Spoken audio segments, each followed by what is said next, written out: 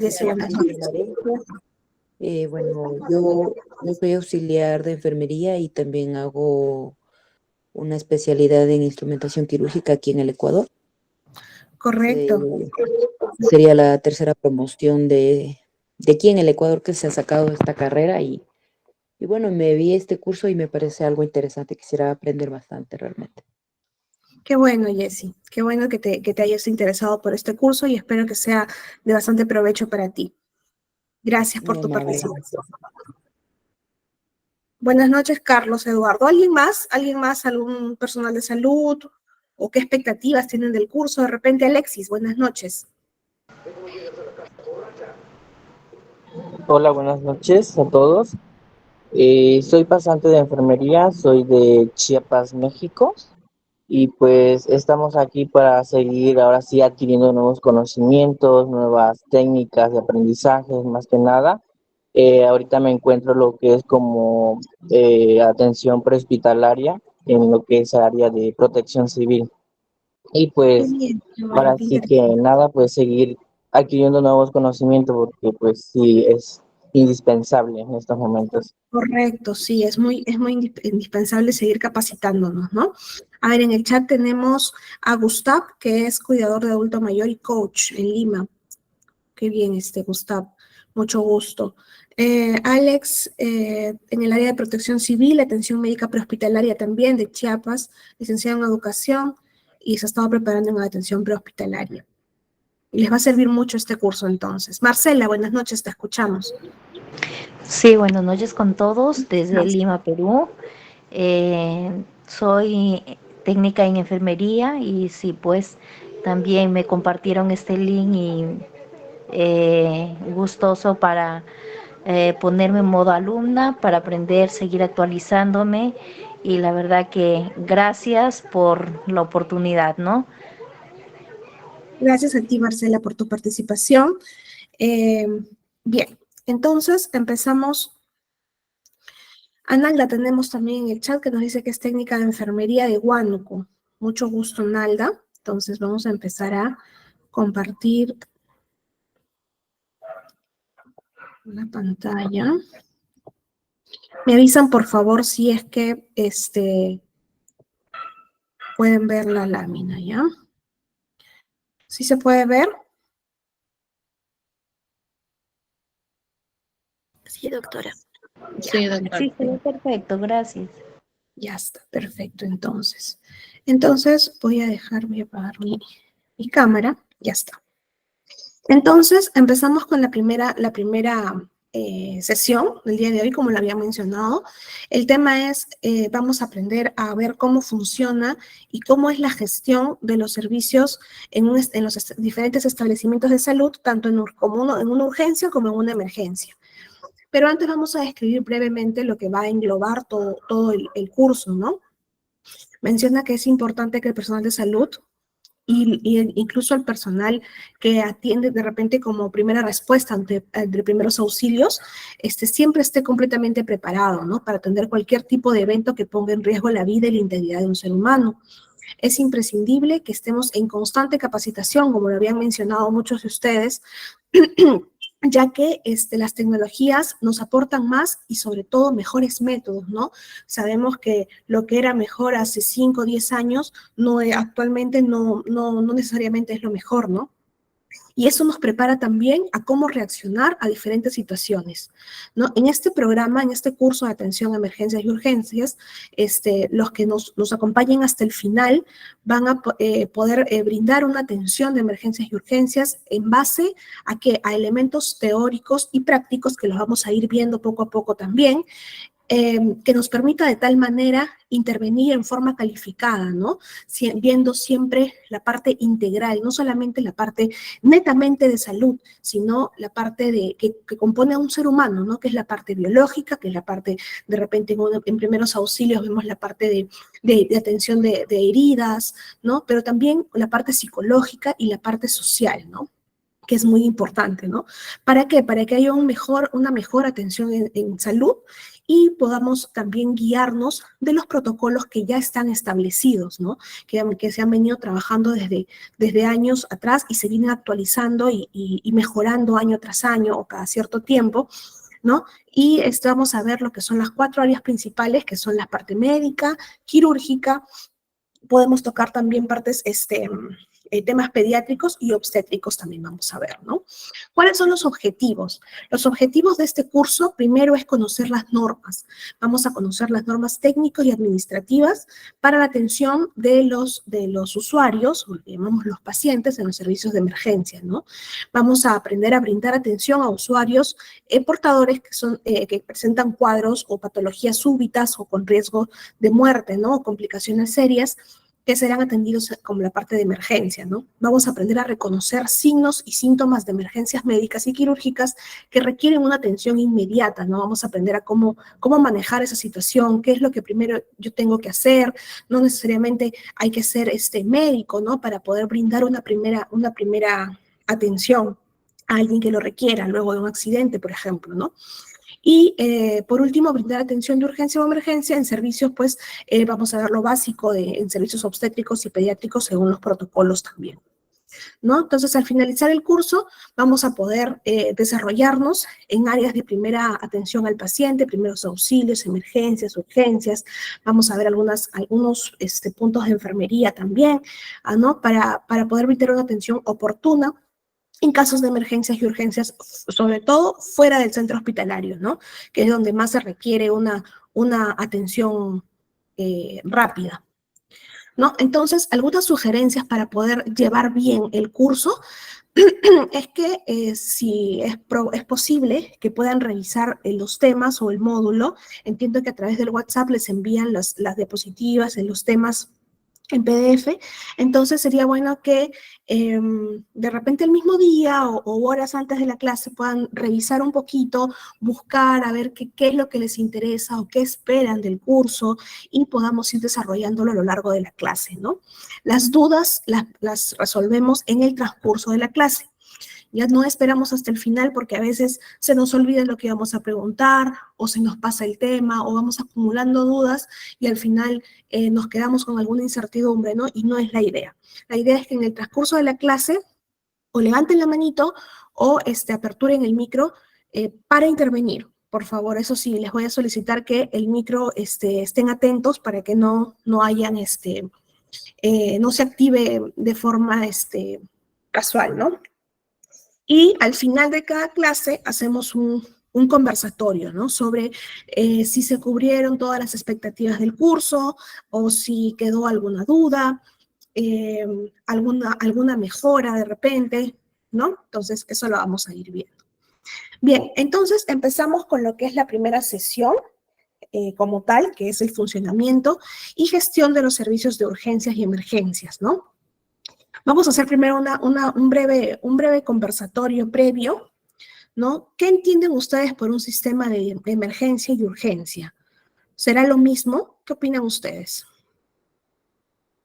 No, son muy diferentes, urgencia e emergencia. Urgencia puede ser que te puede durar más o menos no entre 5 o 10 minutos. Una emergencia es inmediato. Correcto, Rodi. Muchas gracias por tu participación. ¿Alguien más desea? A ver, Marcela, te escuchamos. Sí, es diferente entre urgencia y emergencia. Urgencia, hay tiempo que no peligra la vida y en las emergencias sí está en peligro la vida. Correcto, Marcela. Muchas gracias. Yair, buenas noches, te escuchamos.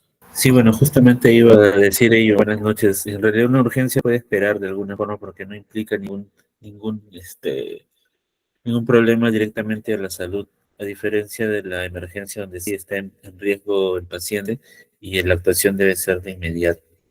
De inmediato, ¿no? Cierto.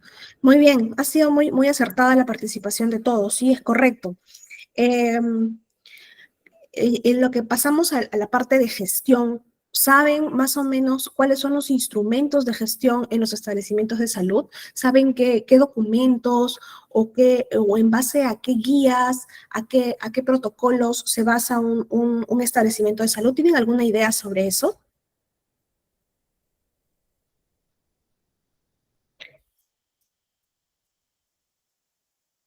En realidad, cada hospital tiene un protocolo propio, pero derivado de repente, primero de lo que es de la OMS y adaptado a cada realidad, ¿no? Y el protocolo va variando, ¿no? Va variando de acuerdo también, si es de emergencia, si es de repente directamente derivado de cirugía, a cualquiera de las especialidades, De, ¿no? Laboratorio, de etcétera. las áreas, ¿no? Ujú. Correcto, sí, es verdad, cada establecimiento tiene un instrumento de gestión distinto a otro y eso más se puede ver en la diferente categorización, ¿no? Eso lo vamos a ir viendo poco a poco. Ahora, ¿tienen ustedes alguna experiencia o sugerencia de mejora en los servicios de emergencia? De repente alguno de los que son personal de salud, profesionales de salud, han visto de repente cómo es la atención eh, eh, ante una emergencia, ante una urgencia, han podido reconocerlas. ¿Qué me pueden comentar sobre eso?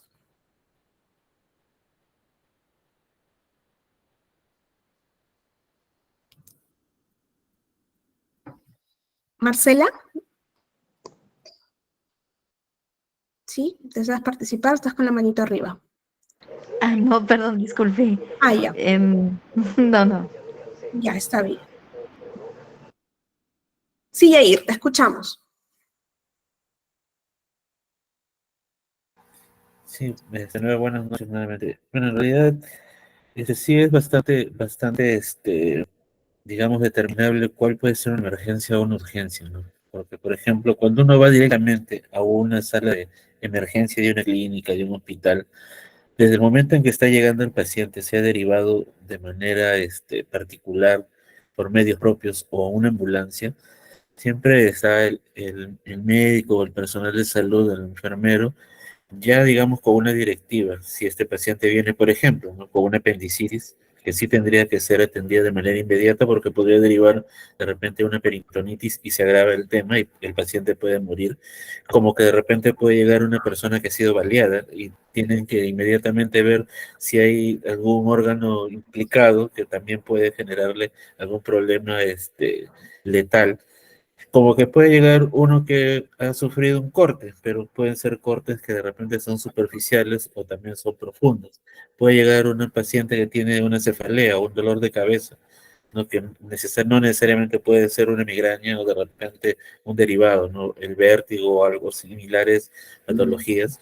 Entonces, ya ahí, digamos, el personal ya está capacitado para poder determinar ¿cuándo se va a actuar como se había indicado y todos coincidimos, ¿no? De inmediato o de repente puede Ujú. esperar un tiempo para que pueda ser atendido porque no implica justamente, no estás en riesgo la vida, ¿no? De quien está llegando a esa entidad X, ¿no? Correcto, correcto, y totalmente de acuerdo contigo. Muchas gracias por tu participación. A ver, Carlos Hugo nos dice por el chat, acá en Perú la falta de hospitales o centros de atención son pocos, es por eso que las áreas de emergencia siempre están colapsando, eso debería de mejorar. Sí, es verdad que de repente el sistema de salud en el Perú está un poco en abandono, ¿no? Nos falta mejorar muchas cosas, pero también vamos a ver la parte de lo que es el triaje, ¿no? Porque a veces algunas personas como usuarios, como pacientes, no sabemos lo que es verdaderamente que es una emergencia, ¿no? Y a veces vamos simplemente a emergencia por un resfriado y queremos que nos atiendan rápido y no es, ¿no? No es según los protocolos establecidos. Entonces, eso lo vamos a aprender a reconocer y va a ser básicamente la base de todo el curso, ¿no? Porque vamos a aprender a reconocer a qué le damos prioridad y a qué no. ¿No? A ver, Silvera Toledo. Rodri, te escuchamos. Sí, buenas noches. Mira, cada hospital tiene un protocolo de manejo en lo que es en área de emergencias. y también también tiene su consultorio externas. Yo anteriormente a toda la pandemia he trabajado en lo que es en el área de emergencias, en el cual se ha visto muchas causas que muchas veces el hospital no cuenta ¿cómo se llama?, con los médicos o especialistas, no para el momento. Digamos, un cardiólogo, un momento que llega, digamos, con un paciente que realmente está a punto de que le pueda dar, como se llama, un paro cardíaco, y no hay un cardiólogo. ¿Qué hace en el momento si no hay el cardiólogo? Derivar a otro hospital. Al trayecto de eso, pues paciente lamentablemente pues, puede llegar a fallecer porque esa es algo urgencia.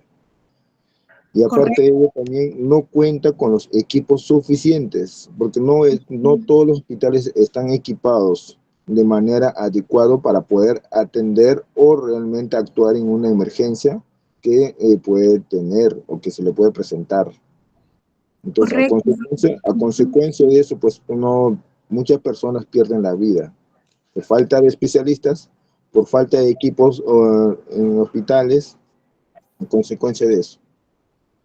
Correcto, es verdad. Luego vamos a ver en las siguientes sesiones cuál es el requerimiento según los niveles de categorías, ¿no?, de los hospitales, no solamente de material, de material como el equipo, ¿no?, como lo mencionan, sino también del recurso humano, ¿no? Cuando un establecimiento puede o no puede tener médico, o puede o no puede tener obstetra, cuando un establecimiento de salud debe tener, es para realizar estudio por imágenes y cuando no, ¿no? Entonces, no todos los establecimientos cuentan con los mismos recursos según su nivel de resolución, ¿no? Eso lo vamos a ir viendo poco a poco. Entonces, es importante que ustedes tengan estos conocimientos desde el inicio para que sepan, por ejemplo, a qué establecimiento de salud, según la capacidad resolutiva, hay que derivar al paciente, a qué no lo voy a llevar de repente a un politraumatizado, a una posta, ¿no? Hay que aprender a reconocer esos criterios para poder tomar la mejor decisión siempre. Bien, entonces continuamos. Entonces, actualmente en el Perú estamos en base a lo que es la norma técnica de salud de los servicios de emergencia, ¿no? El número es la 042, aprobada por la resolución ministerial 386 de 2006, ¿no? ¿Cuál es la finalidad de esta norma técnica, ¿no? Es mejorar la calidad de atención que se brinda al paciente, ¿no?, en todos los servicios de emergencia del sector salud, ya sea de establecimientos públicos como privados, ¿no? Básicamente la finalidad de esta norma técnica, perdón, es mejorar la calidad de atención, ¿no? El objetivo principal es establecer las normas, tanto técnicas como administrativas, para la atención de pacientes en los servicios de emergencia. Básicamente, nos vamos a centrar en lo que son emergencias, ¿bien? En los objetivos específicos, puntualmente, la idea es, primero, brindar atenciones de acuerdo a las normas establecidas y según los criterios de calidad, ¿no?, y oportunidad. Segundo, fortalecer la organización y el funcionamiento de los servicios de emergencia siempre en beneficio del paciente, ¿no? Y por último, asegurar el flujo adecuado de recursos, como los mencionaba, ¿no? Recurso humano, recurso material, ¿no? Todos estos recursos siempre deben estar destinados al cuidado del paciente, ¿no? En los servicios de emergencia, ¿para qué? Para promover su uso racional, ¿no? Esta lámina, pues, lo que ustedes mencionaban, pues, no es lo mismo una urgencia que una emergencia. Generalmente vemos, sobre todo en las emergencias, niños, ¿no?, con tos, con sarpullido, congestión nasal, ¿no? Entonces, generalmente esas son urgencias y nos centramos básicamente en lo que son las emergencias. Ejemplos de emergencias: fracturas graves, ¿no?, envenenamientos o también de repente intoxicaciones alimentarias, también puede ser un caso de emergencias, que lo vamos a ver en una de las sesiones, quemaduras, ataques de asma, por ejemplo, convulsiones, desmayos, pérdidas de memoria súbita, ¿no?, pérdida de visión súbita, también son emergencias y eso lo vamos a ir reconociendo poco a poco, ¿no? Entonces, es importante que aprendamos a manejar algunos conceptos, algunas definiciones, ¿no? Primero vamos a ver qué es lo que vamos a hacer en una atención de urgencia y emergencia. Primero evaluar un daño, ¿no? ¿Qué es el daño? ¿No? Es el compromiso del estado de salud, que puede ser en grados diversos, ¿no? Y se clasifican de acuerdo a la prioridad de atención. Nosotros, al momento de hacer una evaluación general, lo que vamos a ver básicamente es quién tiene más daño y vamos a priorizar la persona que tiene más daño, ¿no? Esto en los establecimientos de salud se realiza a través de, seguro lo hemos escuchado todo el mundo, lo que es el triaje, ¿no? El triaje es el área del servicio de emergencia que está destinada a la evaluación inicial del paciente, en la cual, como les mencionaba, se prioriza el daño, ¿no? Entonces, actualmente se ha considerado 5, antiguamente eran solo 4, pero nos basamos en lo que es emergencias, en los gráficos de emergencia, las 4 primeras, ¿no? Las 4 primeras prioridades, ¿no? Por ejemplo, la prioridad 1 es donde la atención debe ser inmediata, ¿no? Básicamente es la reanimación del paciente, porque la condición de salud es extrema y amenaza la vida del paciente, ¿no? Y se requiere una intervención médica inmediata, ¿no?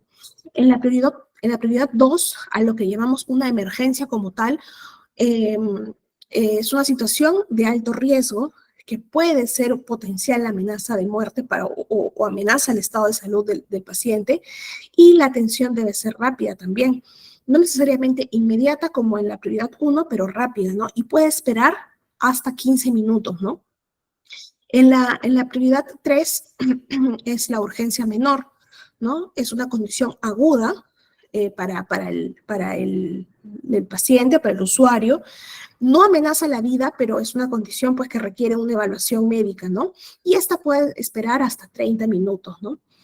En la prioridad 4 le llamamos, antes era también no urgencia, ¿no?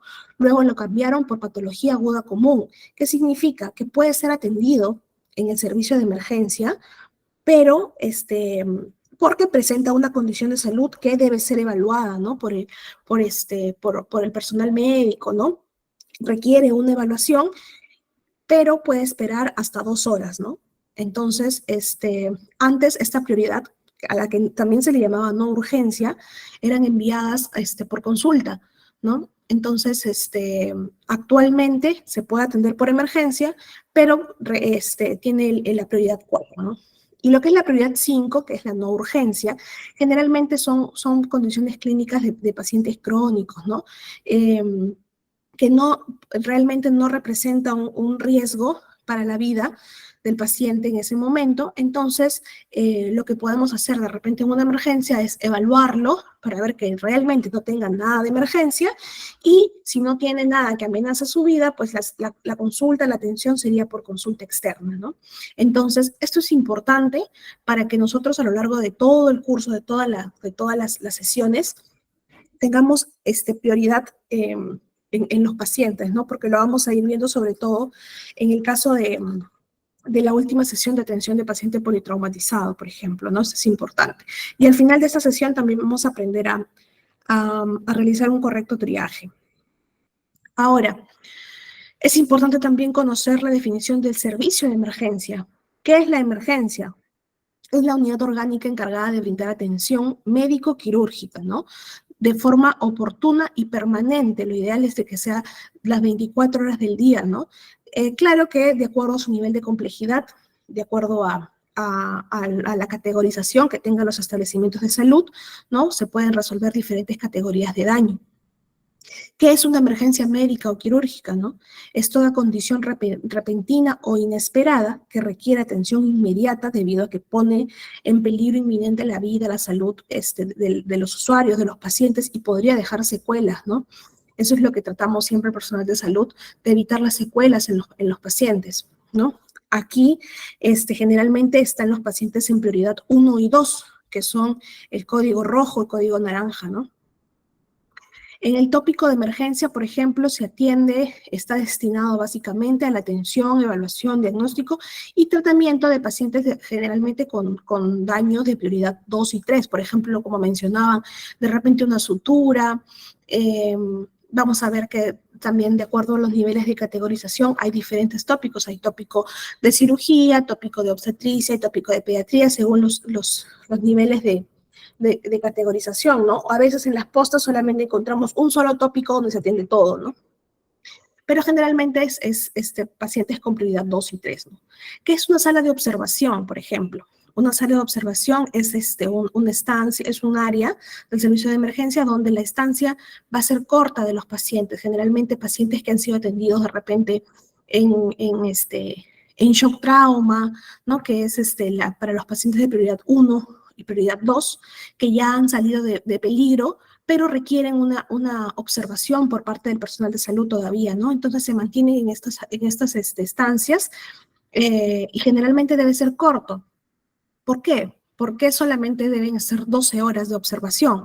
Porque si el paciente no se recupera en 12 horas y requiere una hospitalización, entonces pasa a otra área, ¿no? Que ya sería el área de hospitalización, donde ya requiere un tratamiento, un manejo diferente, ¿no? Entonces, básicamente en emergencia, lo que se maneja es la sala de observación.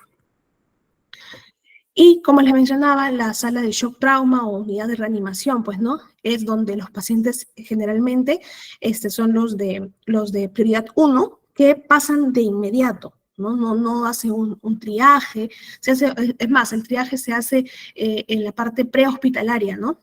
Prehospitalaria, y mientras se avisa al establecimiento de salud que se está llevando al paciente, ya saben los del establecimiento de salud que van a recibir al paciente que tiene que pasar directamente a shock trauma, ¿no? Entonces, no es que el paciente hace cola, ¿no? Como sería en otras prioridades, ¿no? Ahora, para que todo esto funcione en un establecimiento de salud, hay procesos, ¿no? Esta es la parte más de gestión para el funcionamiento correcto de un sistema de salud, ¿no? Es importante también que aprendamos a reconocer por qué funciona bien cada cosa o por qué no funciona correctamente de repente, ¿no? Entonces, en la parte de sistemas de gestión se manejan 3 procesos. Lo que es el proceso estratégico, aquí es donde se proporcionan las directrices, ¿no? Se proporciona todos las guías, las normativas, ¿no? Aquí se planifica básicamente todo. Entonces vemos que, por ejemplo, un hospital tiene hay un director del hospital, hay el área de planificación, de gestión de investigación, algunos establecimientos de salud, hospitales grandes también tienen la parte de docencia, ¿no? Entonces todos estos procesos hacen que juntos funcionen los demás procesos operativos, perdón, los demás procesos en general. Luego están los procesos operativos. ¿Cuáles son los procesos?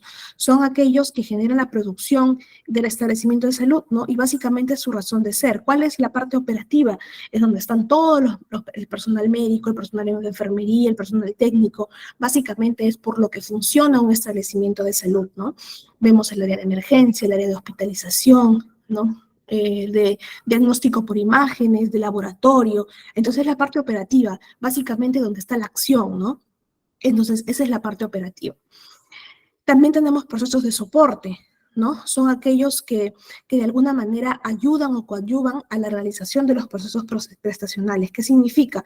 Que tenemos de repente, lo hemos visto en atención de cliente o atención de soporte, atención del usuario, atención del asegurado, de repente lo hemos visto en algún hospital, ¿no? La parte de epidemiología, de servicios generales, administración, ¿no? Mantenimiento, son partes del hospital o de un establecimiento de salud en general, que son importantes también, ¿no? Entonces, estos 3 procesos juntos hacen que haya un correcto funcionamiento y gestión, por lo tanto, de un establecimiento de salud, ¿no? Entonces, de repente cuando vayamos a un hospital o a un establecimiento de salud y veamos que algo no está conforme o no está funcionando correctamente, hay que aprender a identificar qué es lo que está fallando, ¿no? Por ejemplo, mencionaba la parte de falta personal, ¿no? No hay médicos. Entonces, aquí estaría fallando pues la parte un poco estratégica, ¿no? Los procesos estratégicos, porque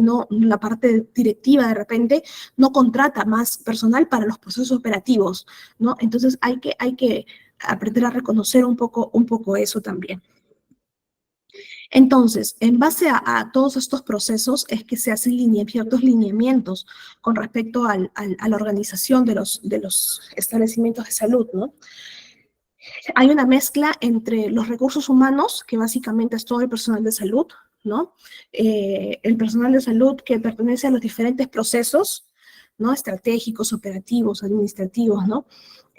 Más la infraestructura, ¿no? Porque no simplemente es de que a alguien se le ocurrió poner un establecimiento de salud o una posta o un centro de salud o un hospital en su casa, ¿no? Tiene que haber una estructura, un porqué, ¿no? Porque una estructura correcta para que haya un correcto funcionamiento también. Como lo mencionaban, también un correcto equipamiento, ¿no?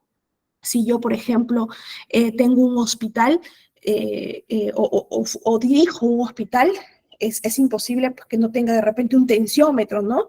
O de repente un pulso oxímetro o cosas así, ¿no? Que son muy básicas, que de repente por ahí, que tampoco sería lo correcto, pero que de repente a veces en una posta podríamos esperar de repente que hayan ese tipo de decadencias, ¿no?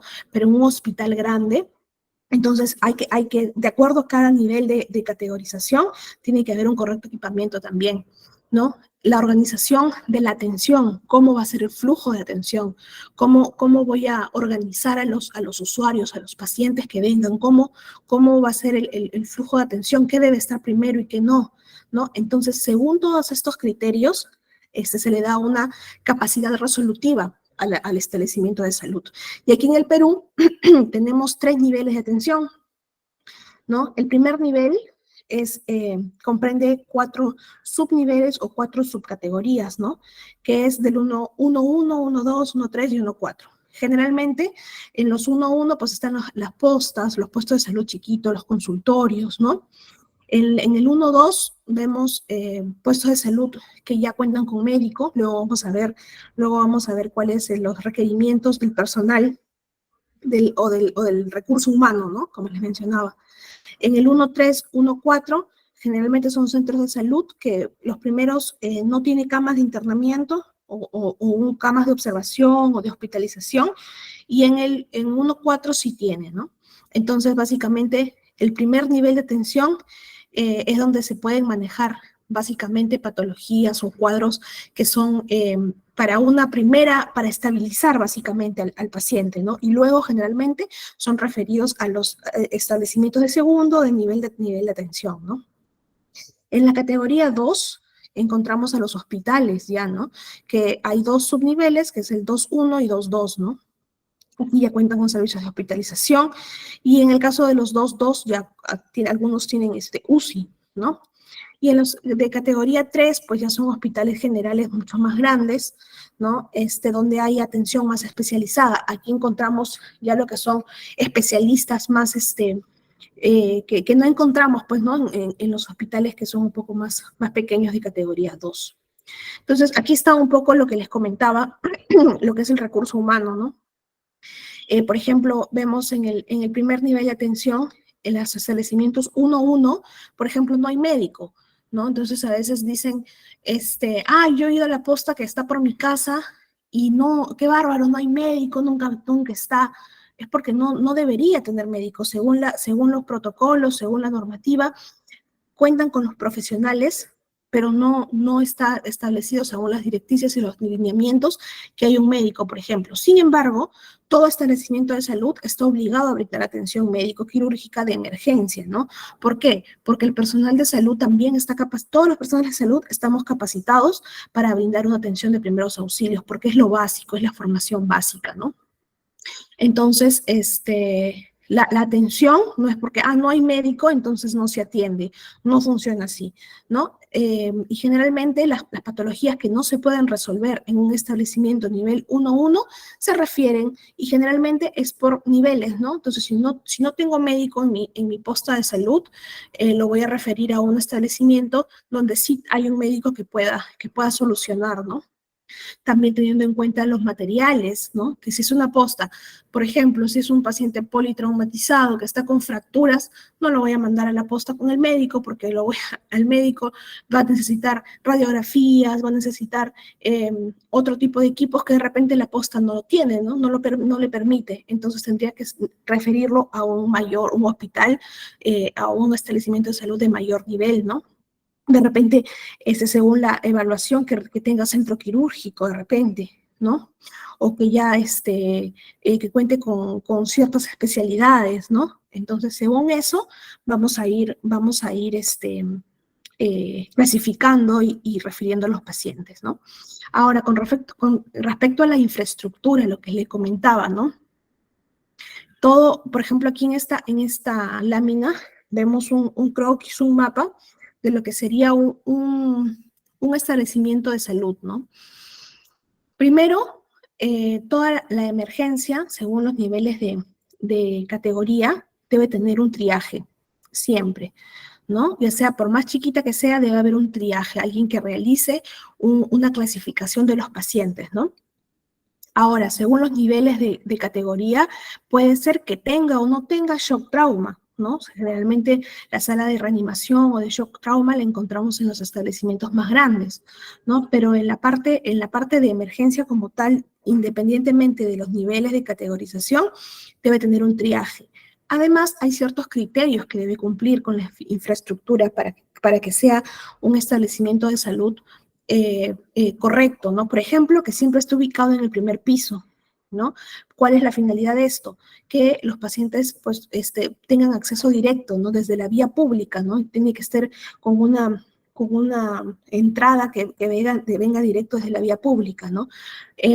Además, debe tener un proceso de admisión, ¿no? Luego del triaje, se admite al paciente y ya es derivado de repente al tópico de emergencia en general, o también puede ser diferenciado, ¿no? A partir de los establecimientos desde el 2-2 hacia arriba, o sea, 2-2, 3-1 y 3-2, ya es diferenciado. ¿Qué significa? Que va a haber un tópico de medicina, un tópico de gineco-obstetricia, un tópico de pediatría, ¿no? Entonces el paciente va destinado al área que corresponde, ¿no? Si es que el personal de salud que lo atiende lo considera necesario, pasa a la sala de observación, ¿no? Y que igualmente, a partir de los niveles del 2-2 hacia arriba, esta sala también va a ser diferenciada, ¿no? Que puede estar diferenciada tanto por la especialidad como en los tópicos, medicina, cirugía, obstetricia o pediatría, o también puede ser, por ejemplo, sala de observación de varones, sala de observación de mujeres, o sala de observación de niños y de adultos, ¿no? Entonces se puede diferenciar por esas características también. Ahora, ¿qué más debe estar cerca de la emergencia? Debe estar, por ejemplo, el estudio de imágenes, ¿no? El diagnóstico por imágenes, lo que conocemos como radiografías, psicografías, debe estar cerca. El laboratorio también debe estar cerca de la emergencia. Si es que el establecimiento de salud lo tiene, el centro obstétrico también debe estar cerca de la emergencia, el centro quirúrgico y pues la UCI, ¿no? La UCI de emergencia. Entonces, si es que estamos hablando de un hospital ya nivel 2-2 o 3 o nivel 3, entonces debe contar con esto, ¿no? Y todo debe estar cerca de la emergencia.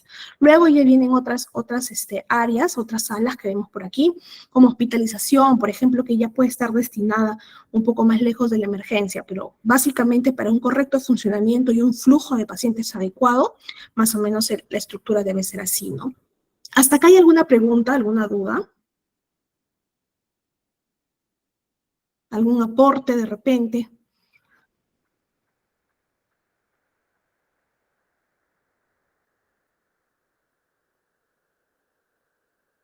¿No? Ya está. Entonces, continuamos. Esto es lo que le mencionaba con respecto a los instrumentos de gestión, ¿no? Los instrumentos de gestión son instrumentos que sirven básicamente para el funcionamiento de los establecimientos de salud. Por ejemplo, tenemos un manual de organización y funciones, lo que conocemos como el MOF, ¿no? Cada personal que trabaja en un establecimiento de salud tiene que saber cuáles son sus funciones, ¿no? Por ejemplo, el médico de porque si no, básicamente se cruzarían todos, ¿no? Por ejemplo, hay un médico en hospitalización, hay un médico en emergencia, hay una enfermera para emergencia, hay un enfermero para hospitalización, ¿no? El laboratorio, por ejemplo. Entonces, cada personal conoce cuáles son sus funciones y sabe, ¿no? qué es lo que debe realizar en cada área del hospital, ¿no?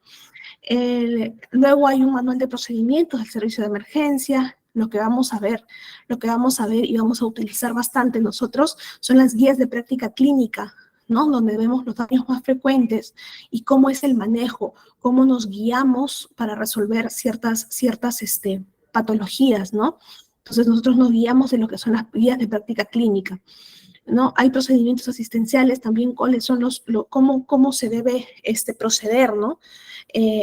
Guías para eso también. Hay registros de indicadores, ¿no? De producción y de calidad.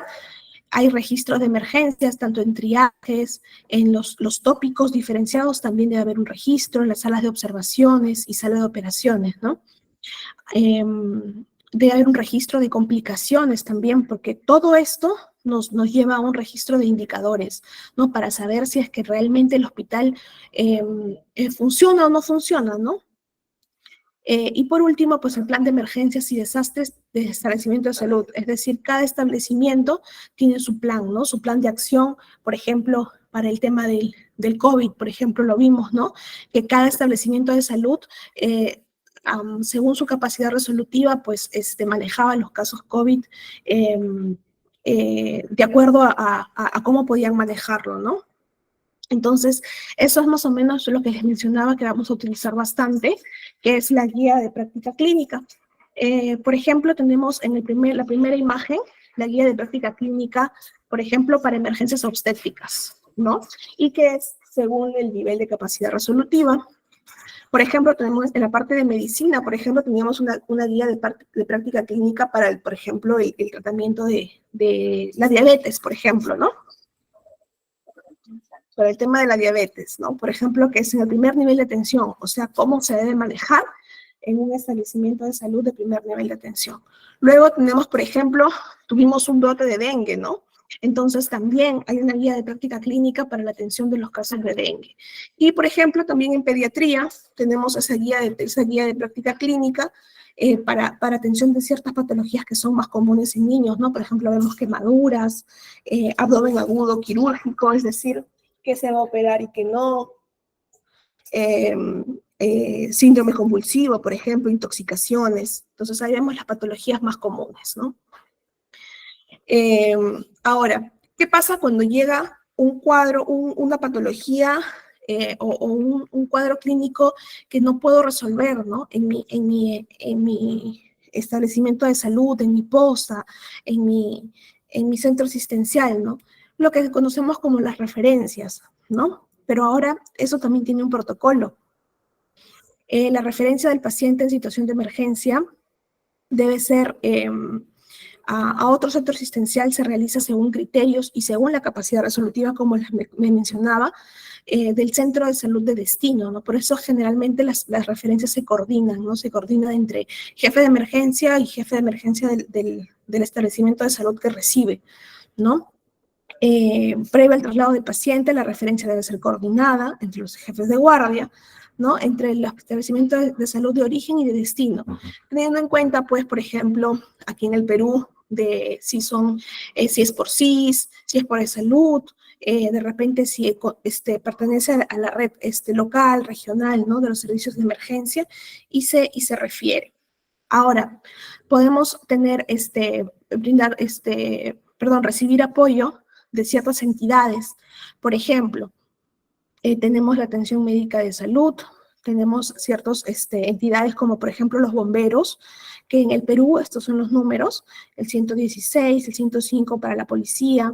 Por ejemplo, hay postas que no cuentan con ambulancias, ¿no? Entonces, de repente el médico que está de turno, de repente tiene cierta patología que necesita que sea atendida de inmediato, pero no cuenta con una ambulancia. Entonces, ¿qué puede hacer? llamar lo que es el SAMU, ¿no? Que es la atención médica móvil, para que nos brinde una ambulancia y poder trasladar de manera segura al paciente, ¿no? O, por ejemplo, en el caso de accidentes de tránsito, ¿no? Podemos eh, echarnos mano de lo que es la policía de carreteras, ¿no? Que es la entidad que podría llegar un poco más rápido de repente que otras entidades, ¿no? Y podría ayudarnos con el tema del traslado del paciente, ¿no? Una vez que ya se ha coordinado la referencia, el paciente debe ser trasladado por el personal de salud designado, ¿no? Lo ideal es de que vaya el médico tratante, pero también vemos por una parte de recursos que a veces el médico no puede dejar el establecimiento de salud. Entonces, vemos el personal que él designe, ¿no? De acuerdo a la gravedad del paciente, claro, quién va a acompañar, ¿no? El medio de transporte debe contar con todas las condiciones mínimas de recursos que permitan garantizar al paciente una adecuada atención para su traslado, ¿no? El paciente debe ir con la documentación necesaria. Generalmente es el formato de referencia o contrarreferencia, ¿no? Si es que, por ejemplo, en nuestro establecimiento de salud tenemos exámenes auxiliares, también debe ir con los exámenes auxiliares, a los que llamamos, por ejemplo, los exámenes de laboratorio, radiografías que podamos haberles tomado, ¿no? Y como les mencionaba, como todo tiene que tener un registro, una copia de este formulario de referencias debe quedarse en el centro asistencial del que se ha enviado el paciente, ¿no?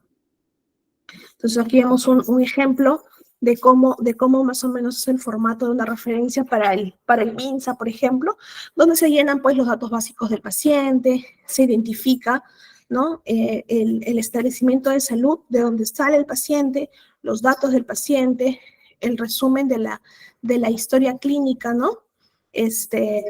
Básicamente qué es lo que hemos encontrado, qué diagnóstico estamos sospechando, ¿no? Y a qué establecimiento de salud va a ir referido, ¿no? La condición del paciente, si el paciente puede ser una emergencia, pero de repente está estable, ¿no?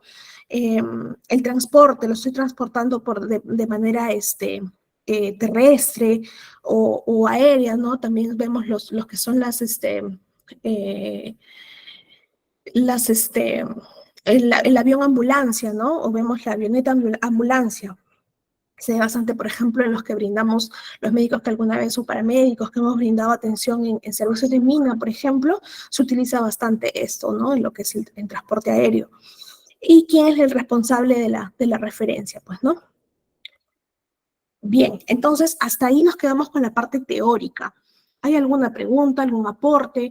Me gustaría escucharlos porque este curso es bastante práctico. Entonces, me gustaría saber si hay alguna duda, de repente agregar algo para pasar a la parte práctica. Yair, te escuchamos.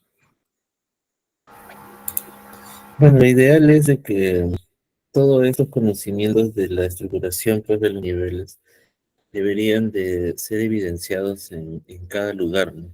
Si bien es cierto, el personal de salud lo puede manejar muy bien, pero la población en general, como usted mencionaba en ejemplo, ¿no? De repente estoy, no sé, pues en la Puna y hay una única posto o centro de salud donde está a veces a cargo el enfermero, que puede ser técnico, o enfermero licenciado, o de repente está un obstetra, ¿no? Un tecnólogo, un nutricionista, ¿no? Entonces, deberían de alguna forma evidenciar toda esa, digamos, estructura para que no hayan, pues, lo que ahora se genera, ¿no? Porque, como usted mencionaba también, y todos los hemos visto en las emergencias, llegan de todo y piensan que en todas las Claro. cosas, en todos los lugares donde digas salud, llegan todo, ¿no? Entonces, y no encuentran todo, sea por infraestructura, sea por personal, sea por material, por lo que venga, es porque no se está direccionando y como sucede en otros países, ¿no? De repente sí tiene,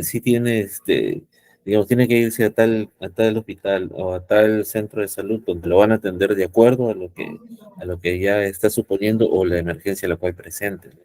Entonces sería una implementación, digamos, en macro para que pueda la gente no generar ese desorden que se genera hasta ahora, ¿no? En cuanto a ese tipo de atención que se requiere en muchos de los casos.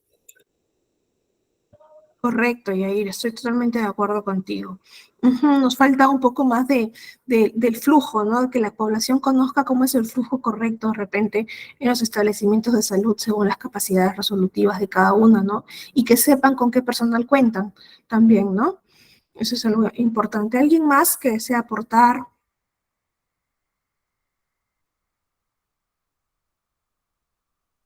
Carla, buenas noches, te escuchamos.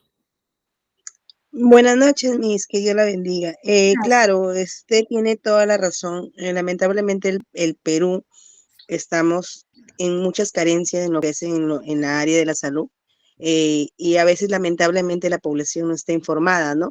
Y ya comienzan, no, no, que no me atienden, sino que lamentablemente estamos en una situación donde no le dan la importancia y ya eso escaparía de las manos de nosotros, pues, ¿no? Ya eso ya escaparía de las manos de nosotros porque lamentablemente los hospitales no cuentan, lamentablemente, con médicos en su totalidad, ya que a veces ya no hay, bueno, por ejemplo, en este caso aquí en Talara, ¿no? En antes había CAI, porque en emergencias lo derivaban a CAI, pero lamentablemente ahorita ya suspendieron porque no hay presupuesto para cancelar a los médicos. Entonces, a veces la población no va a entender eso, pues, ¿no? Y eso hay que saberlo, ¿no? Hay que saberlo, tratar de hablarlos con los pacientes que llegan, pues, ¿no? Claro, claro, totalmente de acuerdo contigo. La idea es de que el personal también, como les mencionaba, conozca el flujo, ¿no? Sin descuidar también lo que debería tener, pues, ¿no? Contar mínimamente un establecimiento de salud, brindando, como les mencionaba, todo en beneficio del paciente, los recursos, para no descuidar la salud, ¿no? ¿Alguien más? Escuchamos un último aporte para pasar a la parte de casos prácticos. No vamos a aprender a realizar el triaje de los pacientes, a categorizar a los pacientes. ¿Alguien más que desea aportar?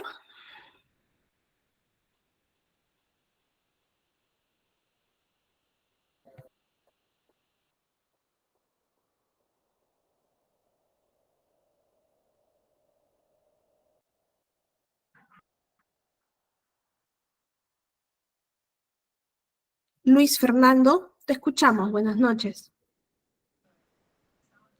Buenas noches. Bueno, quisiera aportar mi experiencia con mi hijo. Normalmente normalmente yo lo llevo a mi hijo a una clínica. Me pasó que por X motivo lo tuve que llevar en un centro de salud, lo más cercano, de la prioridad. Y la licenciada, en ese caso, eh, le tomó una temperatura con el termómetro digital. Y cuando pasé el triaje con mi hijo, en un breve momento no tenía fiebre y le volvió a tomar la temperatura la licenciada de triaje y me dijo que sí tenía fiebre. Yo la verdad dudo mucho en ese procedimiento del termómetro digital, que no te da la temperatura correcta. Ese es el punto que quería agregar. Gracias. Está bien, Luis Fernando. Gracias por tu aporte. ¿Qué opinan sobre esto? Por ejemplo, el termómetro que antes era de mercurio y ahora es digital. ¿Qué opinan de esto?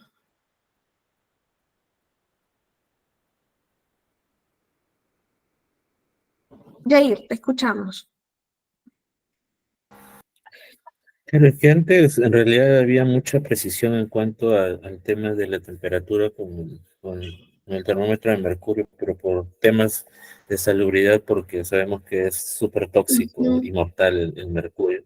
Entonces se deja de usar, pero hay que tener en cuenta de que como todo aparato, y en este caso ya digital, que tenga una pila, una batería, cómo funciona, ya es cuestión de saber también el mantenimiento, porque no hay que tener mucha expertise para poder manejarlo, ¿no? Porque uno lo pone sea en la axila, ¿no? Que es lo que usualmente se utiliza, y en algunos casos muy extremos en la boca, bueno, en el caso de los niños. Entonces te va a dar una temperatura promedio, ¿no? Entonces ahí de repente podría haber sido un tema de mantenimiento, ¿no? los termómetros, porque esto recién ha cambiado hace unos 2, 3 años, inclusive ya empezando la pandemia, ya nos estaban dejando de Pandemia, ¿no? vender, inclusive estos de Correcto. mercurio, ¿no? Entonces, habría que ver eso, ¿no? Mantenimiento, logística adicional, no solamente de ese aparato, ¿no? Sino que ahora también hay tensiómetros que son digitales, ¿no? De baterías, de Digitales. pilas, recargables, ¿no? Entonces, eso es, digamos, también un punto en los cuales se debería de tener en consideración para poder saber si efectivamente, o como le pasó al caballero, ¿no? Con su hijito, que no le haya tomado una Ujú. temperatura adecuadamente porque haya habido ese problema, ¿no? El desbalance en cuanto al mantenimiento. Correcto. Entonces ahí vemos una falla en el proceso administrativo, ¿no? Más la parte de mantenimiento, ¿no? Por ejemplo, aquí en el chat nos dice Carlos Hugo, el digital es muy impreciso, ya sea por mantenimiento o por el tiempo de uso, correcto. No creo, Milagros nos dice, no creo que falle en su totalidad el termómetro digital, el problema es que no realizan el mantenimiento. Coincidimos todos, ¿no? En que básicamente no es que sea de repente dicen, no, es la parte tecnológica, que antes lo antiguo funcionaba mejor, ¿no? Pero a veces fallamos en la parte de mantenimiento, ¿no? De los equipos, ¿no?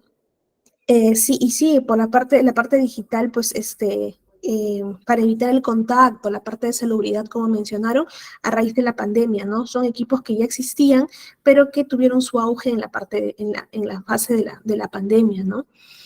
Anderson, buenas noches, te escuchamos. Buenas noches, compañeros y profesora, ¿no? Bueno, mi aporte es muy diferente a lo que es el termómetro, ¿no? Bueno, esto ya viene ocurriendo ya año tras año, presidente tras presidente. Bueno, opino yo que los centros de salud deberían de ser más eficaces. Yo soy una persona que en mi corta vida, bueno, he viajado, muchas veces he viajado al extranjero, me he atendido y en verdad la atención es muy buena. No le toman importancia al cual si tengas o no tengas dinero, si eres de ese país o no eras de ese país. Simplemente te atienden y luego te pasan la facturación y no es nada costosa. Lo que opino yo que debería hacer el Perú, bueno, en mi parte, muy aparte de todo lo que está hablando el termómetro, ¿no? Mi parte es que los hospitales, los presidentes deberían de tomar en cuenta a que la atención sea mucho más rápida. Sí, hay personas que en épocas de COVID han estado sufriendo para conseguir un balón de oxígeno. Nunca se consiguió. Miles de personas, familiares, amigos, murieron. No, los hospitales en el Perú deberían de ser más eficaces, en verdad, porque la verdad, hasta ahorita no se sabe qué realmente se hace con la plata que ingresa, si va destinada o no a los centros de salud o no. Para mí, el seguro, yo tengo que amanecerme, porque a veces te tengo que sacar cita para mi mamá, para mi menor hija, y tengo que amanecerme para poder sacar una cita. Tengo que hacer cola. O sea, son cosas que realmente sacan de quicio. Cuando le tocó dar a mi pareja dar a luz, fue parto normal y las señoritas, las enfermeras, las técnicas estaban por un lado con el celular, jajaja, jijiji, y la paciente estaba pidiendo auxilio, que la socorren, por favor. Se entiende de que está en dilatación, pero deberían ser más constantes. No hay como que una capacitación, no hay como que el personal esté ahí diciéndole sí, no, no, sí. Yo tuve la suerte de poder entrar y tener conocidos dentro del seguro para que pudieran ayudar y guiar a mi pareja. De caso contrario, no sé qué hubiese pasado, porque estaban diciéndole que iba por cesárea.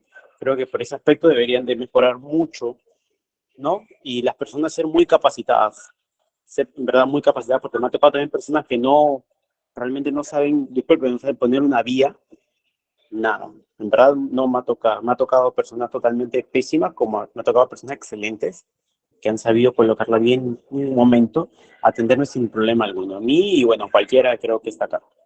Eso sería mi aporte.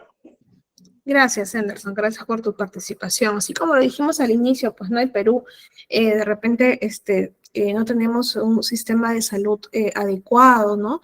Que tenga un flujo correcto, un adecuado gestionamiento, ¿no? Por parte de nuestras autoridades, ¿no? Y por parte de los establecimientos de salud como tal, pues no tenemos los adecuados procesos estratégicos, ¿no? No hay un buen director de repente que pueda financiar, solicitar financiamiento o,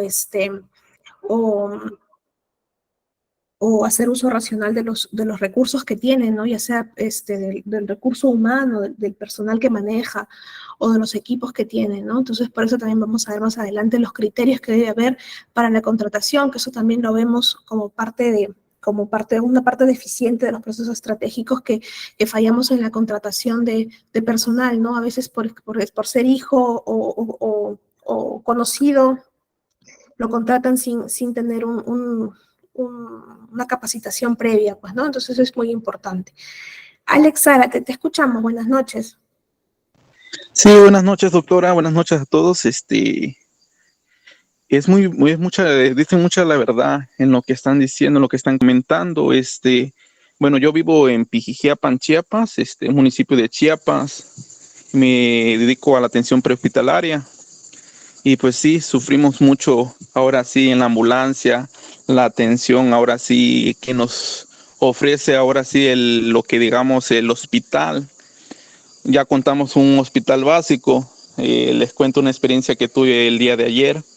Un accidente en motocicleta, un paciente de 37 años tuvo un accidente, iba en trauma, lesión craneoencefálica, fractura en primer piso, y lo luchamos para llevar a la persona con vida al hospital. Llegamos al hospital, nos atiende el doctor de turno, nos comenta pues que ellos no pueden hacer nada porque no cuentan ahora sí con el servicio o como que digamos con el equipo necesario para atender esto. El muchacho necesitaba intubación porque me bajaba la saturación demasiado. Entonces le digo, pues apóyeme siquiera con una cánula, ponerle una mascarilla, y no contaban con nada. Entonces, sí es mucho detalle, no ahora sí no contar también con, ahora sí, enfermeros con digamos, una capacitación en emergencias, doctores capacitados en el área, solo ser generales. Entonces, no contamos con doctores cirujanos en Pijijiapan, digamos, ahora sí. Entonces, nos cuesta mucho, nos duele llevar a un paciente que fallezca por no contar con los servicios necesarios. Ahora igual los centros de salud, pues de igual manera no atienden ahora sí las emergencias, solo urgencias, una persona con una gripa. Entonces sí, falta mucha capacitación, mucho interés ahora sí también, digamos, ahora sí del gobierno en el apoyo a servicios públicos, porque eso nos ha venido afectando. Entonces, nosotros como atención prehospitalaria, a veces no nos ponen la atención necesaria, porque es de atención prehospitalaria, es paramédico, a mí me vale, digamos así, y no dan ahora sí la atención, no nos creen a nosotros, y ese es un error a veces que comete el doctor o el enfermero, de no escuchar al paramédico, digamos, la versión, cómo encontró el paciente, qué presentó durante el traslado, y entonces eso deriva mucho a que el paciente se agrave por no escuchar la situación que pasó ahora sí el usuario.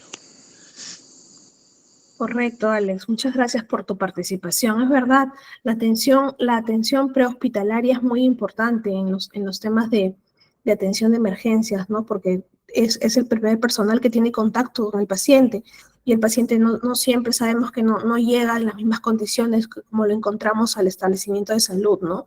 Entonces, a veces ya es un tema eh, personal de cada personal de salud, ¿no?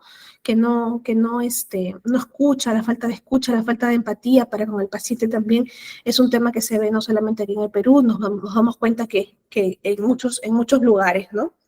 Luis Fernando, estás con la manita levantada, ¿deseas participar? Te escuchamos.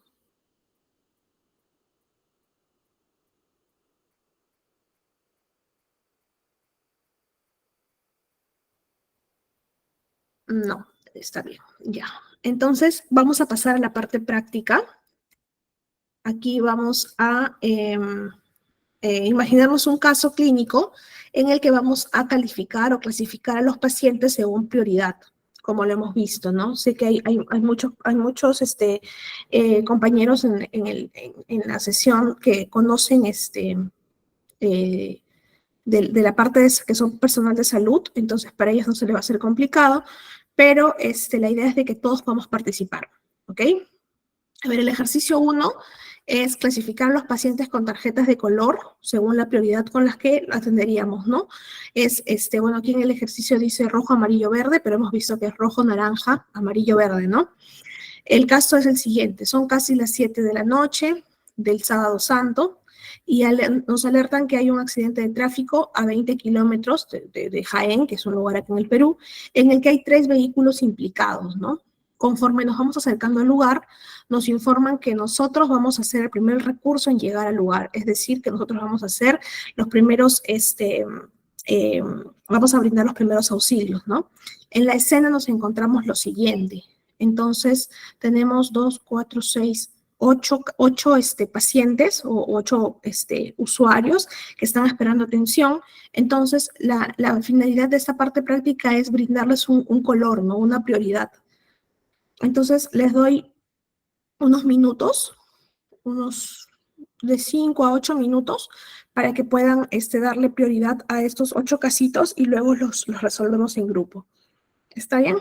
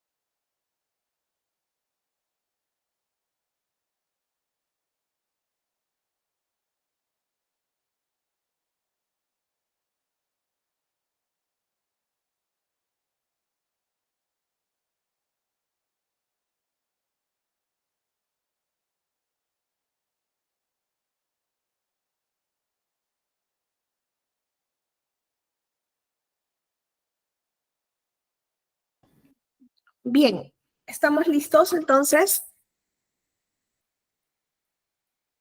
¿Qué prioridad haberle dado al casito de la letra A? Dice, hombre de unos 40 años caminando, gritando ayuda. ¿Qué prioridad le han asignado?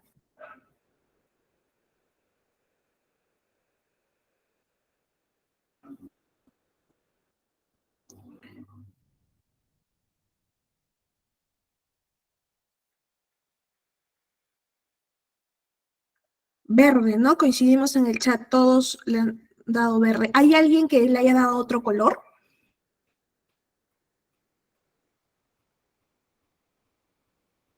Verde, verde, verde, muy bien, verde. ¿Alguien que le haya dado otro color?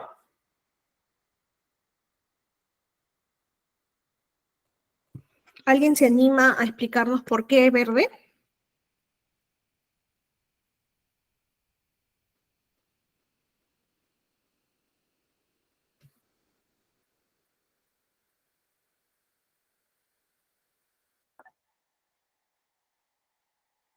Yanela, te escuchamos. Buenas noches. Buenas noches. Porque el paciente está consciente y pues está, pues, es por lo que se dice, ese hombre es de 40 y está caminando ahorita, no significa que no tuvo tantos choques, se podría decir. Tiene menos daño, por así Menos decirlo. daño. Ya, perfecto. Listo, muchas gracias. Correcto. Alexis, te escuchamos. Buenas noches. Buenas noches. Pues al parecer está consciente y orientado en tiempo y espacio y pues no ha presentado ningún tipo de herida, fracturas o lesiones. Al menos no lo menciona, ¿no? El caso clínico Sí, no lo así es. menciona. Me lo imaginé mucho. No aparenta daños graves, nos dice en el chat, muy bien.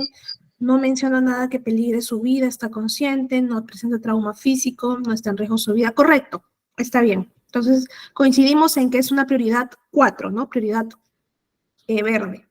A la letra B, el casito de la letra B, mujer joven tendida en el borde de la carretera, en prono, consciente, ventilación espontánea, tiene una herida penetrante en abdomen que sangra y tiene una frecuencia cardíaca de 140 latidos por minuto.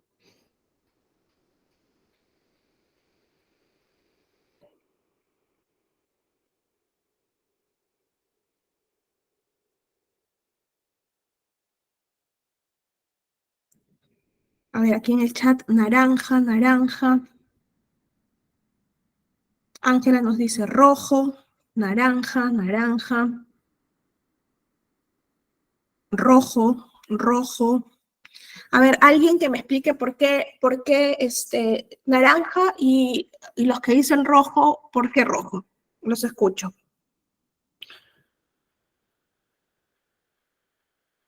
Yair, te escuchamos. Creo que tú mencionaste rojo. Bueno, sí, yo puse yo puse naranja, es naranja. Naranja. ¿Por qué? Lo que pasa es que si bien es cierto, hay un sangrado penetrante, bueno, hay a nivel del abdomen, y hay una frecuencia cardíaca de 140, bueno, que se está elevando la presión de alguna forma también. No está generando, digamos, una gravedad, porque no está perdiendo conciencia, no está tomando de repente, una desorientación, y tal vez con una presión, no, con una duración manual se pueda de alguna forma controlar, ¿no? Entonces, la evidencia es como ya se manifiesta por la conciencia, ¿no? La ventilación que todavía la tiene, entonces no está repercutiendo mucho en ese tema, entonces puede todavía mantenerse, de alguna forma, minutos más para poder, no caer en otra situación. La diferencia es que había sido muy penetrante, con de repente, implicancia de alguna ruptura arterial, prácticamente ella está condenada a muerte. Entonces, básicamente es por eso. Ya, muy bien. ¿Alguien que haya puesto rojo?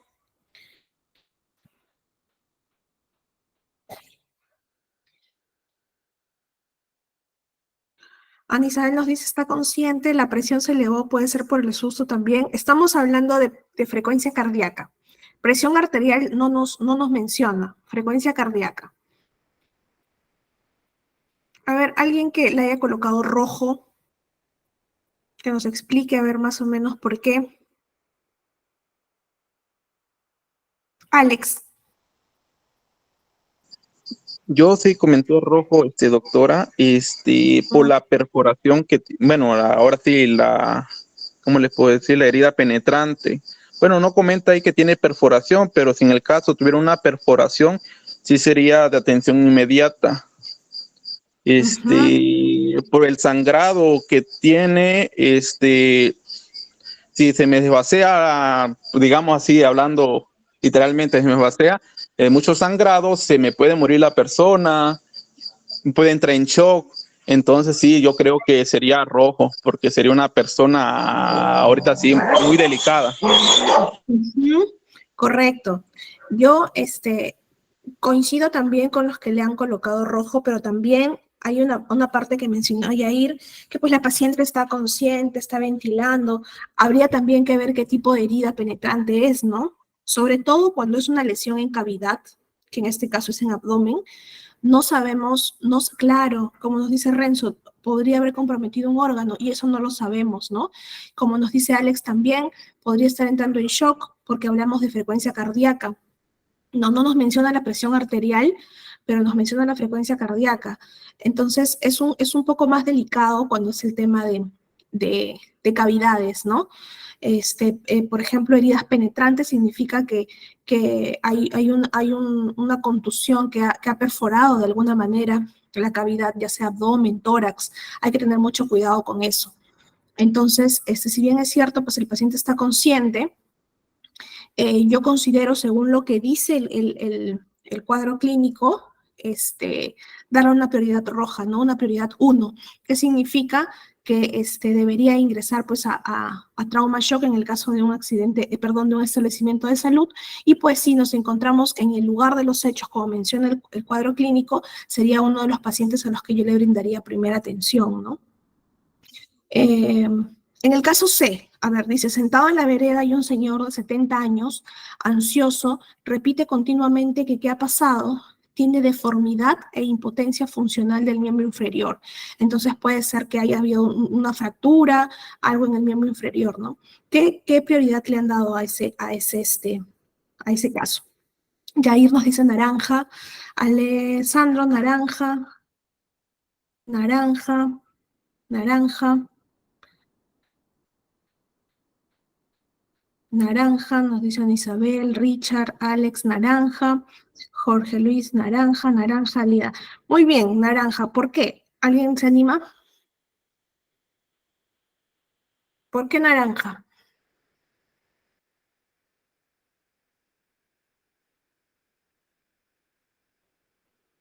Yair.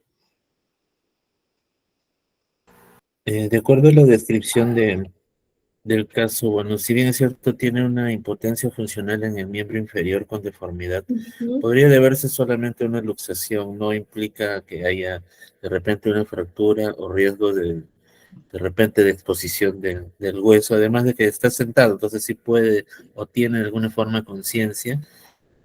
Podría ser de repente también esa funcionabilidad o pérdida de funcionabilidad por la ansiedad que presenta. Entonces hay muchos, digamos, factores que determinan de que igual no tiene una sustentación como para atendérsele de inmediato, ¿no? Entonces, por eso es que yo le puse ese color naranja. Correcto, Yair, muchas gracias. Alex. Sí, así es, doctora. En el punto igual naranja, creo, por la parte de que la persona ahora sí está confusa. Entonces, no sabemos si tuvo un golpe en la cabeza. Entonces, sí, da tiempo y entonces de atenderlo todavía. La otra sería la deformidad en la pierna o la parte inferior. Digamos, hay una deformidad, puede ser una fisura, una luxación, entonces, o una fractura cerrada. Entonces, sí, yo creo que sí da tiempo de atenderlo un poquito más. No menciona el caso clínico confusión, menciona ansioso, ¿no? Que esto podría ser como una secuela postraumática que se podría considerar esperable, pues, ¿no? En este caso. Sí, igual coincido con todos que han colocado naranja. No hay nadie que le haya colocado otra designación, entonces estamos todos de acuerdo. Naranja para este caso. D, en la carretera tumbado un joven que no respira, no tiene pulso y tiene midriasis bilateral. ¿Qué le han colocado? Marcela. Sí, yo le he colocado en el rojo. Rojo, muy bien. ¿Nos explicas por qué? Sí, justamente porque el caso, perdón un ratito, era la C, ¿verdad? La D. En la No, perdón, carretera la D. tumbado un joven no respira, no tiene pulso y tiene midriasis bilateral. Porque su vida está en peligro, de hecho, y ya está, probablemente sea un TEC con la mirada que pone aquí, Midrashi. Midriasis Y, significa que las sí, pupilas están dilatadas. sí, y entonces puede ya estar haciendo un cuadro de ACV, ¿no? Me conlleva eso, ¿no? A pensar que su vida pues está peligrando. Muy bien, gracias Marcela. Muy bien, prevención que Yabeco nos dice no tiene signos vitales, está en riesgo su vida. De hecho, podríamos sospechar de que ya no está con vida, ¿no? Entonces, a ver, Yair nos dice la midriasis indica que ya no hay una funcionalidad normal a nivel cerebral correcto. Yair, sí, de acuerdo. Alex, te escuchamos. Ya lo comentó, doctora, así es, pues ya no cuenta con signos vitales, ya no hay ahora sí retención de pupila, pues la persona ya falleció. Estaba viendo anteriormente en un triaje que en el hospital en Pijijiapan, había un color negro que decía que la Negro. persona había descensado, Sí, ya había muerto, fallecido. se maneja en atención prehospitalaria, ¿no? Cuando ya generalmente esta clasificación es para establecimientos de salud, cuando es rojo, naranja, amarillo, verde, es para clasificación hospitalaria, pues, ¿no? Cuando es prehospitalaria, se maneja el color negro, que es cuando ya no encontramos con signos vitales a los pacientes, ¿no? Entonces, sí, en el caso de los que les han dado rojo, está bien porque sería un caso que requiere que nos aseguremos, pues, ¿no? Que no tiene pulso, que no está respirando verdaderamente, que requiere nuestra prioridad. Si manejamos, pues manejaríamos lo que es el triaje del prehospitalario directamente. Igual nos aseguramos de que no tenga funciones vitales y le colocaríamos la pulsera o la etiqueta negra, ¿no? Bien, entonces el quinto, atrapada por tercio medio muslo izquierdo, una señora de 60 años que tiene bradipnia, es decir, que está respirando más lento, muy confusa, tiene frecuencia cardíaca de 30 y relleno capilar retardado.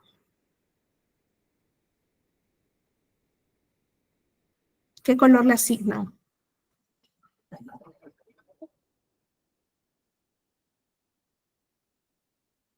Rojo.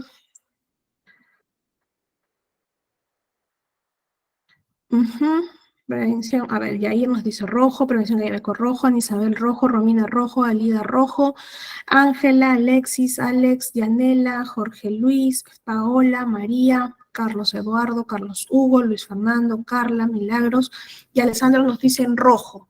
Muy bien. ¿Alguien que se anime? ¿Por qué rojo? Porque coincidimos todos. Careli nos dice rojo. Yair.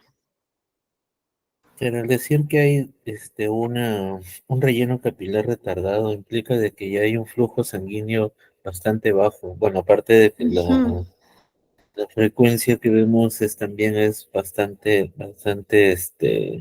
disminuida. También puede haber una deshidratación, bueno, producto de que no haya una posible hemorragia por el tema de la falta de irrigación por el atrapamiento del muslo. Entonces, eso implica que puede llegar inclusive a ser un paro cardíaco, tal vez, ¿no? Por un shock hipovolémico, como le llaman, ¿no? Que Un check podría bolo. generar ello. Ujú, Entonces hay que hay que correcto. atenderlo inmediatamente. Inmediatamente, ¿no? De acuerdo, Yair. Sí, prevención que Yair nos dice relleno capilar retardado debido al caso que se tiene hemorragia. No nos menciona que sea una hemorragia como tal, pero podríamos hablar de un compromiso vascular, ¿no? Un compromiso de vasos sanguíneos que está comprometido a nivel del tercio medio del muslo izquierdo, según nos comenta, ¿no? Entonces, sí, correcto. Todos coincidimos en que es rojo.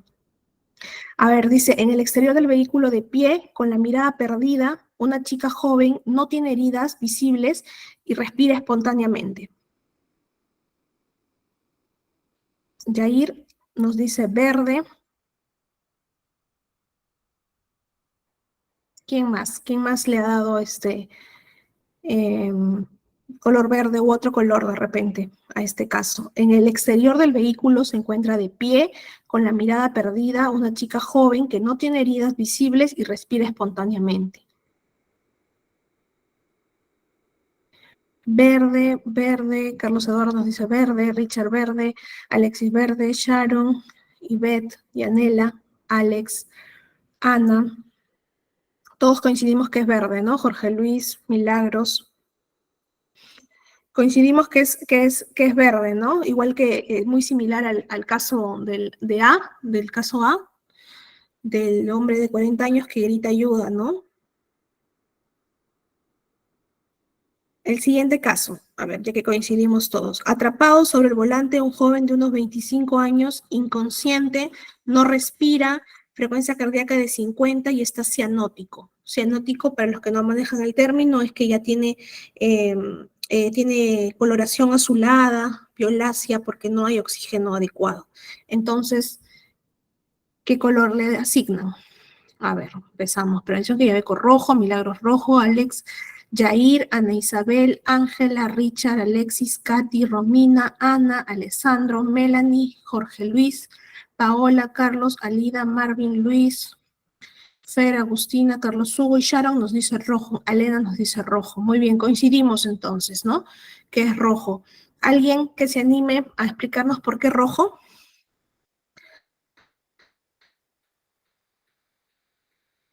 Alex. Sí, Alex. Sí, doctora.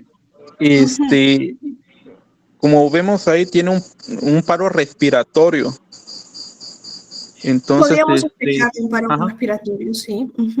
no respira, la frecuencia cardíaca le está bajando mucho, está cianótico, ya está moradito. Entonces no hay una buena circulación. Entonces sí, yo creo que ahora sí de emergencia, en este caso sería, digo yo, darle insuflaciones, una maniobra para que podamos ayudar a los pulmones a volver a respirar y darle posición. Mientras llevarlo para, no sé, si intubarlo, para que lo apoyen ahora sí a salir de, digamos, ese paro respiratorio, para que no le vaya a dar un infarto de eso mismo. Claro, podría llegar a complicarse, ¿no? De un paro respiratorio podría llegar a un paro cardiorrespiratorio, ¿no? Bien, entonces coincidimos. El último, tendido en los asientos traseros de uno de los coches, un niño de 13 años que está inconsciente, ventila espontáneamente, frecuencia cardíaca de 130 y tiene pulso radial débil. ¿Qué prioridad le dan al niño de 13 años? Yair nos dice naranja, Carlos Eduardo naranja, Paola, Ana Isabel le da rojo, Alex le da rojo, Katy naranja. A ver, alguien que nos explique por qué rojo y otro por qué naranja.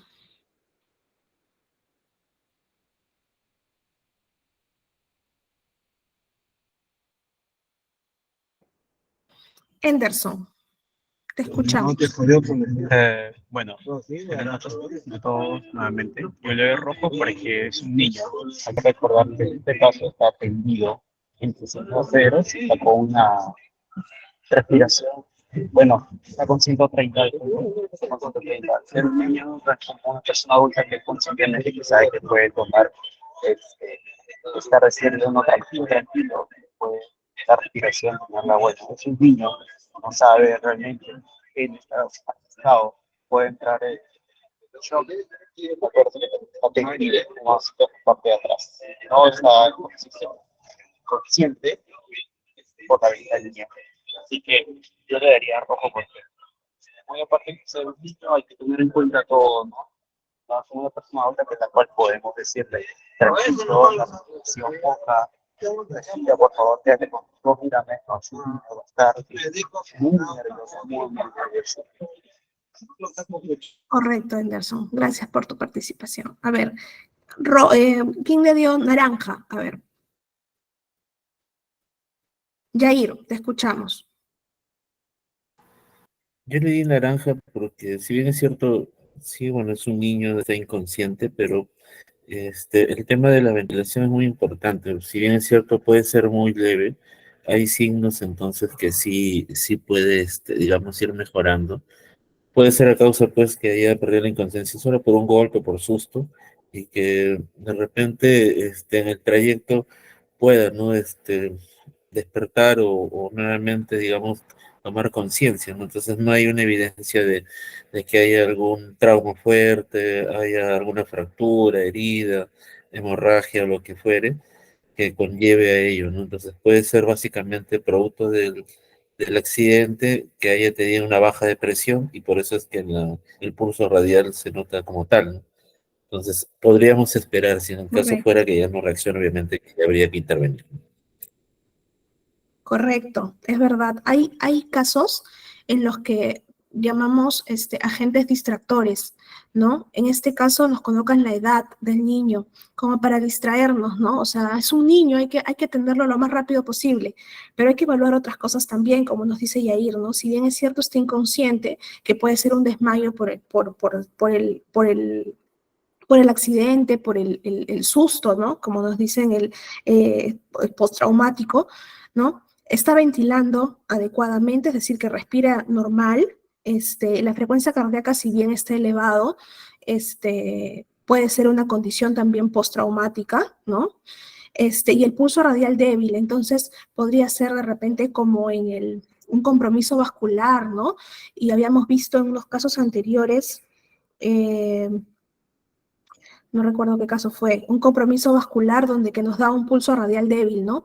Entonces, si bien es cierto, es un niño, tiene criterios que requieren atención rápida, pero no inmediata. Entonces, hay que aprender a identificar eso, ¿no?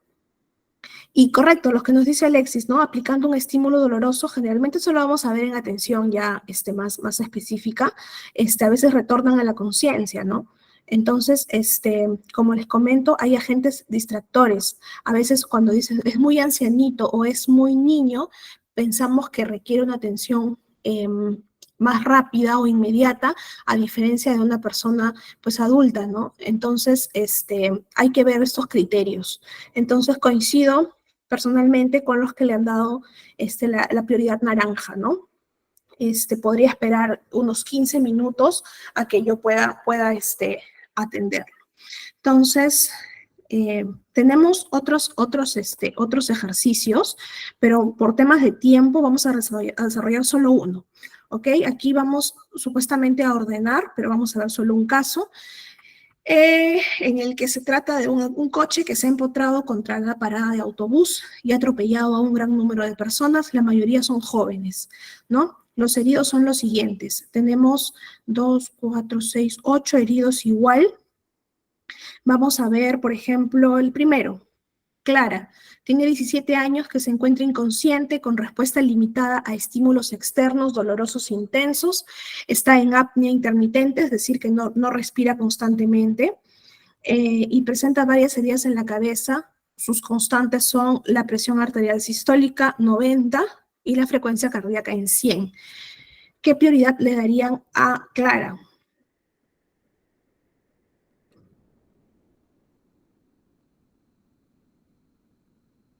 Yair nos dice naranja. Luis Fernando nos dice rojo, prevención que ya ve con naranja. Ana Isabel naranja, Fer nos dice rojo. Y Andela naranja. A ver, ¿Por qué le dan la prioridad 2 y por qué otros le dan prioridad 1? A ver.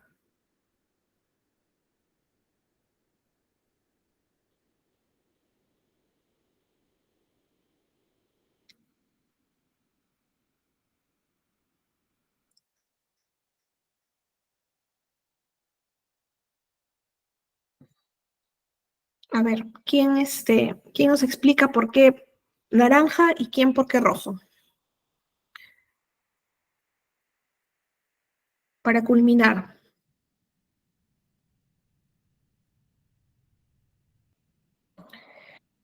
Alex. Sí, doctora, yo comenté que color rojo por lo que tiene heridas en la cabeza, entonces no responde a estímulos dolorosos. Puede ser que haya un trauma, no podemos decir si sea un trauma muy avanzado o severo, pero sí y sí necesita la presión, está un poquito alta, no, ¿qué es presión arterial? Frecuencia cardíaca. Es una arteria sistólica. Está un poquito, ajá,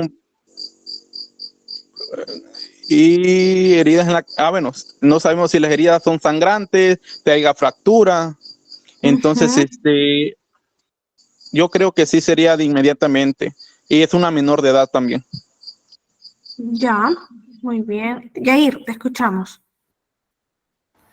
Yo le puse naranja justamente por el tema de la apnea y por las constantes, ¿no? Si bien es cierto, si hubiese un compromiso en cuanto a las heridas en la cabeza que conlleven a que la pérdida de sangre sea de repente mucho más visibles como regularmente sucede, con una ruptura de cabeza normal siempre va a sangrar, ¿no? Bastante fuerte, pero no significa de que pueda tener cierta profundidad o que haya un compromiso o de repente pueda estar generando también una especie de presión intracraneal que me altere todo el cuadro y de repente pueda conllevar a que ya el paciente pues obviamente no despierte, ¿no? Entonces se puede manejar el tema de las heridas, como le refiero, por el tema del apnea intermitente y también por las constantes, ¿no? Que no son no están tan fuera digamos, de números, de rangos. Entonces puedo controlarlo y puedo llegar a un establecimiento con el tiempo necesario para la atención. Correcto, Yair. Yo también coincido contigo en este caso. Si nos dijera el caso de que presenta un sangrado o una condición que altere las funciones vitales, los signos vitales estuvieran pues alterados, ¿no? Entonces, no nos dejemos llevar nuevamente por los agentes distractores, en este caso las heridas en la cabeza, ¿no? Si bien es cierto, puede haber sido un corte o puede ser una fractura, ¿no? Correcto, Alex, sí, la valoración de escala de Glasgow, para ver qué tipo de trauma cráneoencefálico tiene, ¿no? Entonces, es correcto, justamente estos ejercicios, esta práctica es para poder identificar ese tipo de cosas, ¿no? Cuando realmente le doy prioridad a un paciente y cuando presenta ciertos criterios o factores que llamamos distractores, ¿no? En el caso de ejemplos, ¿no? En un paciente real, pues no nos dejemos llevar porque tiene heridas, ¿no? O porque de repente tiene un corte y tengo el caso, por ejemplo, como el caso de la paciente con herida penetrante en abdomen, ¿no? Entonces, ambos están sangrando, pero ¿a quién le voy a dar prioridad, ¿no?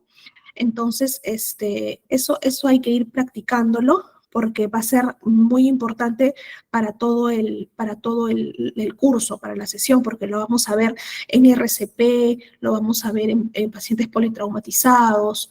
Entonces, eso es importante, ¿ya? Entonces, el resto de los ejemplos de esta lámina se los dejo para que practiquen, busquen guías de práctica clínica, busquen qué son términos de repente que no conocen, que no manejan, para que puedan ubicarse más o menos en qué significa, ¿no? cada término y sepan más o menos cómo cómo ir clasificando a los pacientes. En la siguiente sesión, de repente, podemos tomarnos unos minutos nuevamente para resolver estos ejercicios.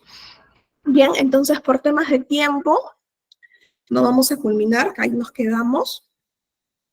Entonces, ¿qué les ha parecido? ¿Qué les ha parecido la clase de hoy?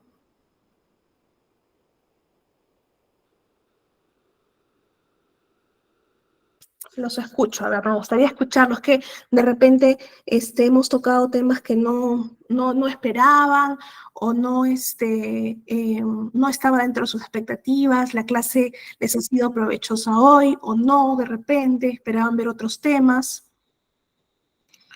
Los escucho. A ver, ¿qué nos dicen en el chat? En el chat, interesante, la dinámica.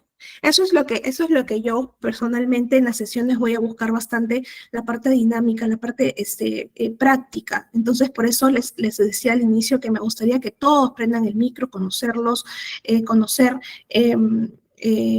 su apreciación con respecto a cada caso, a cada ejercicio, ¿no? Muy provechosa, qué bueno. La parte práctica, dinámica. Bueno, me alegro mucho que les haya gustado la primera clase, entonces los invito a que revisen la sesión 2. En todas las sesiones hay casos prácticos, entonces vayan revisándolos. Marisela, te escuchamos, buenas noches.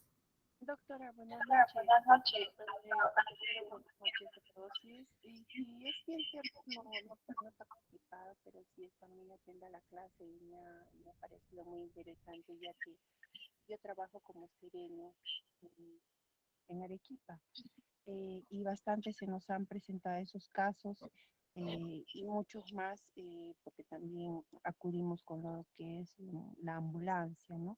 A emergencias muy rápidas y tenemos que acudir a bastantes accidentados, accidentes y todo eso.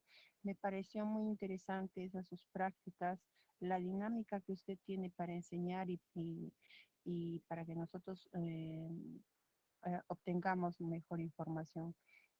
Yo ahorita no tenía conocimiento de algunos términos que usted utiliza. Sería importante que de repente nos pueda enviar, no sé, así como nos dijo, no sé, una práctica o de dónde podemos aprender esos términos para que nosotros en el trabajo podamos aplicar mejor, ¿no? Todo lo que necesita un accidentado. Y claro, me pareció excelente su clase, doctorita. Gracias, Marisela. Muchas gracias por tu aporte, por tu participación. Básicamente los términos que se utilizan son parte de la rutina, ¿no? La rutina del día a día en los centros de salud, en los establecimientos. Cuando no tienes conocimiento de algún manejo, por ejemplo, justo les comentaba que revisen las guías de práctica clínica. Entonces, busquen cómo es el manejo, por ejemplo, de un paciente prehospitalario, podrían ir adelantándose cómo es el manejo politraumatizado, ¿no? El manejo de heridas, qué hacer, qué no hacer. Entonces, ahí poco a poco se van a ir nutriendo de ciertos términos que de repente no manejan muy bien. Y en el caso de estos ejercicios que han quedado en el aire, ir más o menos buscando los términos, ¿no? Para que más adelante en los casos que vayamos viendo estén un poco más familiarizados con estos términos. Qué bueno, Ana Isabel, que hayas aprendido nuevos términos. Esto es importante porque así podemos presentar a los pacientes cuando somos, brindamos los primeros auxilios y viene el personal médico, el personal paramédico, podemos dar una definición correcta y concreta de lo que hemos encontrado en el paciente, ¿no? Entonces, esto les va a servir mucho.